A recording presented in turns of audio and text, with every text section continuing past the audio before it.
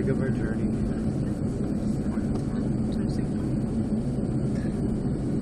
Well, the final flight.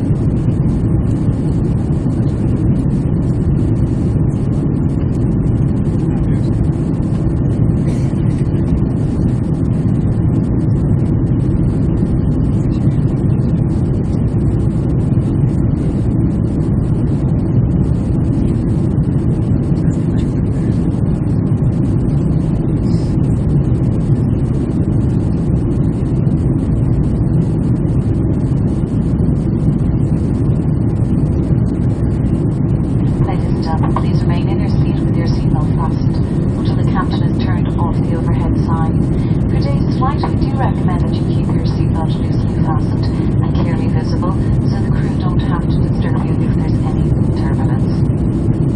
In a few minutes' time, we'll be starting with on-bar service, and this will be followed shortly afterwards by dinner. A light snack is served approximately an hour and a half before landing.